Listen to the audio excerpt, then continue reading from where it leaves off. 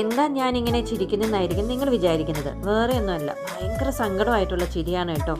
എൻ്റെ കൂടെ 8 വർഷമായിട്ട് ദുബായിൽ വെച്ച് ചേട്ടൻ എനിക്ക് ഗാലക്സി നോട്ട് 9 എന്ന് പറഞ്ഞ മൊബൈൽ വാങ്ങിച്ചു തന്നു. അത് കേടുവന്നു. ആ ഒരു സങ്കടമാണ്. ആ സങ്കടം എന്ന് വെച്ച് കഴിഞ്ഞാൽ അവരെ കൊണ്ട് ഇനി പറ്റത്തില്ല നന്നാക്കാൻ, എന്നാലും ഞങ്ങൾക്ക് ട്രൈ ചെയ്ത് നോക്കാമെന്ന് മൊബൈൽ ഷോപ്പുകാർ പറഞ്ഞു. അതുകൊണ്ട് എന്ത് ചെയ്യാൻ പറ്റും, അവർക്ക് തന്നെ ഉറപ്പ് പറയാൻ പറ്റുന്നില്ല. അപ്പോൾ ചേട്ടൻ്റെ മോളും പറഞ്ഞു മൊബൈൽ ഇല്ലാതിരിക്കാൻ പറ്റത്തില്ലല്ലോ, ഒരു ബ്ലോഗറല്ലേ, വീഡിയോസൊക്കെ എഡിറ്റ് ചെയ്യണ്ടേ എന്നൊക്കെ പറഞ്ഞുകൊണ്ട് അവരുടെ നിർബന്ധത്തിൽ അവർ തന്നെ സെലക്ട് ചെയ്ത് തന്നു കേട്ടോ എനിക്ക് മൊബൈൽ.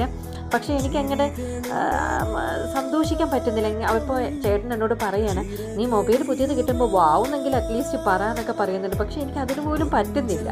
അപ്പോഴും ഞാൻ താരതമ്യപ്പെടുത്തുന്നത് എൻ്റെ ഗാലക്സി നോട്ട് 9ൻ്റെ അത്രയുമല്ല, അതിൻ്റെ ഒരു ഇതല്ല എന്നൊക്കെ ഇങ്ങനെ ഞാൻ പറയുന്നുണ്ട്. അപ്പം മോള് പറയണം, അമ്മ വർഷം 8 കഴിഞ്ഞു, അതിൻ്റേതായ മാറ്റങ്ങളുണ്ട് എന്നൊക്കെ പറയുന്നുണ്ട്. ഓക്കെ, ഞാൻ ശരി ശരി എന്നൊക്കെ ഞാൻ പറയുന്നുണ്ട്. പക്ഷേ എനിക്ക് അപ്പോഴും എൻ്റെ മനസ്സ് കിടന്ന് പ്രാർത്ഥിക്കുന്ന എന്താണെന്ന് അറിയാമോ, എൻ്റെ ആ ഫോണൊന്ന് നന്നായി കിട്ടണേ എന്നാണ് കേട്ടോ. പക്ഷേ എൻ്റെ ഫലം കണ്ടു കേട്ടോ. എൻ്റെ പഴയ മൊബൈലിനാണെങ്കിൽ കീ ബട്ടൺ അല്ല, നമ്മുടെ പവർ ബട്ടൺ ഉണ്ടല്ലോ, അതൊന്നും ഇല്ല കേട്ടോ. അപ്പോൾ വളരെ ബുദ്ധിമുട്ടി ഞാനൊരു പിന്ന് നമുക്ക് തരുമല്ലോ, ആ മൊബൈലിൽ വാങ്ങിക്കുമ്പോൾ കിട്ടുന്ന ആ പിന്ന് ഞാൻ കൂടെ കൊണ്ട് നടക്കും, കാരണം സ്വിച്ച് ഓഫ് ആയാൽ അത് വെച്ച് ഓൺ ചെയ്യാനൊക്കെ. അപ്പോൾ അതേ രക്ഷപ്പെട്ടു എന്ന് പറഞ്ഞ് ചേട്ടൻ എൻ്റെ അടുത്തൊന്ന് പറയണം. അപ്പോൾ ഞാനത് കണ്ടപ്പോൾ എനിക്ക് ഭയങ്കര സന്തോഷമായി.